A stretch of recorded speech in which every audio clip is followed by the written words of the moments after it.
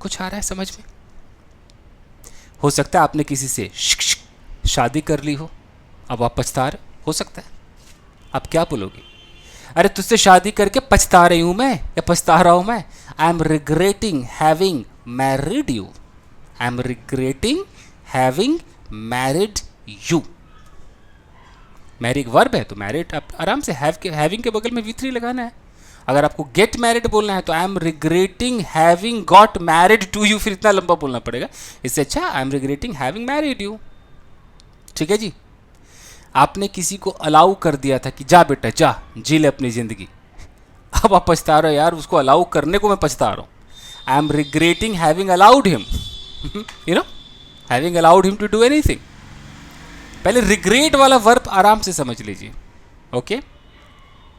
या मैं रोज पछताता हूँ, मैंने कोई चीज़ को परफॉर्म किया, अब मैं रोज पछताता हूँ।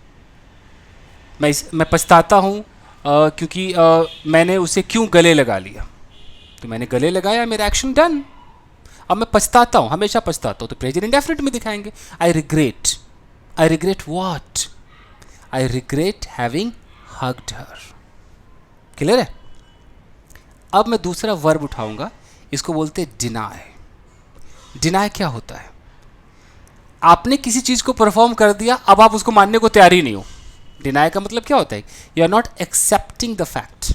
आप उसको स्वीकार नहीं रहे हो, आप मान ही नहीं रहे हो।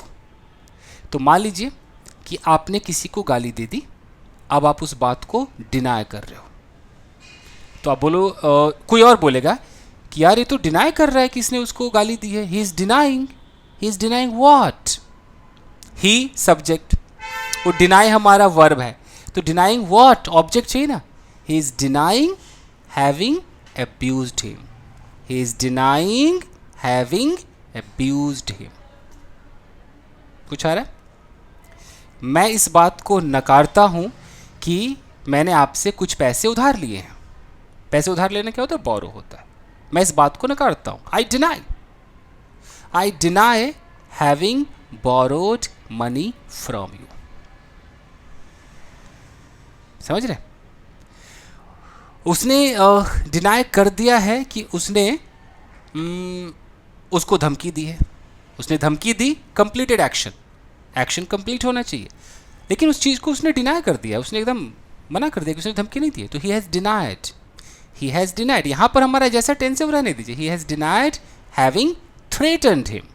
He has denied having threatened him.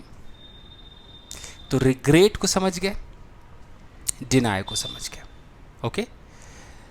ऐसे ही अगर कोई प्रेपोजिशन आ जाए, तो प्रेपोजिशन के बाद हमें क्या चाहिए होता है? प्रेपोजिशन के बाद हमें ऑब्जेक्ट चाहिए होता है। ऑब्जेक्ट क्या होता है? नाउन होता है या ऑब्जेक्टिव प्रोनाउन होता है।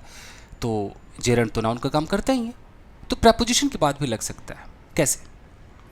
मान लीजिए कि मैंने आपको डिस्टर्ब किया, डिस्टर्ब तो कर दिया, एक्शन तो मेरा डन है। अब मैं उसके लिए बहुत ही सॉरी फील कर रहा हूँ, तो अब मैं आपसे कहता हूँ कि आई एम सॉरी। तो आई एम सॉरी, मुझे खेद है, मुझे दुख है। किस बात का दुख है मुझे?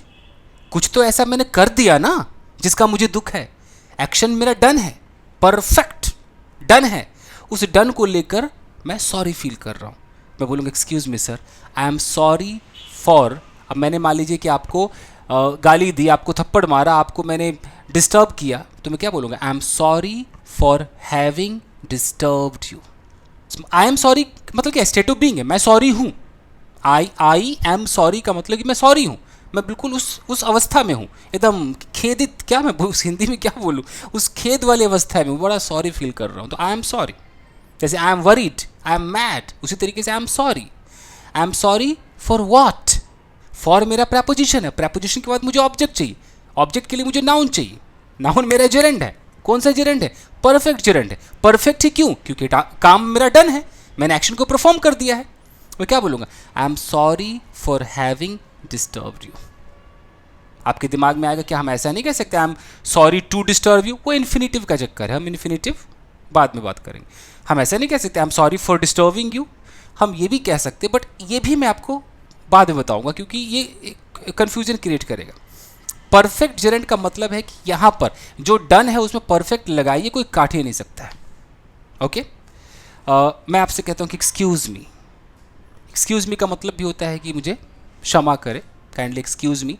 तो एक्सक्यूज़ मी फॉर व्हाट, वैसा एक्सक्यूज़ मी नहीं कह रहे हो कि हट जाइए भाई भाई एक्सक्यूज़ मी, वैसा वाला नहीं। प्लीज़ एक्सक्यूज़ मी, प्लीज़ आप मुझे क्षमा कर दें। क्षमा क्यों करेंगे, कुछ तो मैंने किया होगा ना, तभी तो क्षमा करेंगे आप। तो मान लीजिए कि मैंने आपका दिल तोड़ दिया, अब मैं कहता हूँ please excuse me for what, for having broken your heart. Excuse me for having broken your heart. समझ रहे? तो हमने ये भी उठा लिया प्रेपोजिशन वाला। हम इसको पैसिव में भी कर सकते हैं। याद कीजिए परफेक्ट पार्टिसिपल में पैसिव कैसे होता था, इंसल्ट होने के बाद मैं घर वापस आ गया। याद कीजिए, having been insulted I came back home. तो बीन लगता था ना, यहां भी परफेक्ट जेरेंड में भी हम हैविंग के बगल में बीन लगाएंगे और V3 लगाएंगे। कैसे लगाएंगे, जैसे मैं दुखी हूं क्योंकि मैं पिट गया। मैं पिट गया, मैं डूअर हूं या रिसीवर हूं, क्या हूं मैं पिट गया, क्या मैंने किसी को मारा ना, मैं मार खा गया, मैं रिसीवर हूं। तो जहां पर सब्जेक्ट बेचारा रिसीवर बनने लगे, पैसिव का सहारा लेंगे। समझ रहे? तो मैं दुखी हूं, I am sad. I am sad for what, I am sad for having been beaten. I am sad for having been beaten. समझ रहे? ऐसे समझिएगा धीरे धीरे। ओ गॉड, यहाँ फैन भी ऑफ है, लाइट की बहुत कमी है। खैर, तो मैं इस वीडियो को ज़्यादा बड़ा नहीं करना चाहता हूँ, बस मैं समझाने की कोशिश कर रहा हूँ। मैंने आपको झूठ बोला और उसके लिए मैं कह रहा हूँ कि I am sorry. I am sorry for what, I am sorry for having lied to you.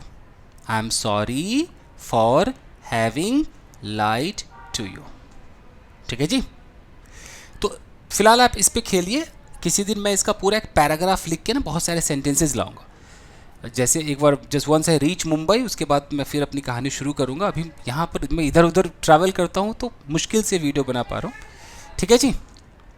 इतना तो समझ में आ गया होगा ना कि परफेक्ट जेरेंड का मतलब है कि कंप्लीटेड एक्शन है, उसके लिए आप रिग्रेट कर रहे हो, आप डिनाई कर रहे हो, उसके लिए आप सॉरी हो, उसके लिए आप सैड हो, यू नो, या जो भी आप क्षमा वगैरह मांग रहे हो, यू नो, क्योंकि काम तो हमारा डन हो गया।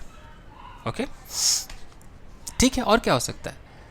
मैं दुखी हूँ क्योंकि मुझे नौकरी से निकाल दिया गया है, कैसे होगा? I am sorry, I am sad. हाँ, मैं दुखी हूँ, I am sad. I am sad for what? I am sad for having been fired. I am sad for having been fired. ठीक है जी? यही है। तो बस आज के लिए इतना ही दोस्तों। जिन्होंने पूछा होगा, आई होप कि उनके समझ में आ गया होगा। तो जो लोग हैविंग का यूज़ करते पूछते हैं ना कि सर हैविंग का इस्तेमाल बताओ, मैंने हैविंग पे ऑलरेडी वीडियो बनाया था, उसमें मैंने जेरेंड पार्ट भी बताया था। बट अगर आप परफेक्ट जेरेंड भी जोड़ना चाहे तो आप जोड़ सकते हो, तो हैविंग का एक और इस्तेमाल हो जाएगा। जहाँ 4 है वो 5 हो जाएगा। बट बात वही है, जेरेंड तो जेरेंड ही है। ये आपका परफेक्ट वाला जेरेंड था। चलिए guys, thank you very much. Video अगर पसंद आया तो लाइक कीजिए। वैसे मैं नहीं कहता हूँ, बट क्या करे, कहना ही पड़ेगा। और अगर नए हैं तो सब्सक्राइब करें, जुड़े गए। चलिए, नमस्कार, मिलते हैं अगले एपिसोड में। Thank you guys, bye bye.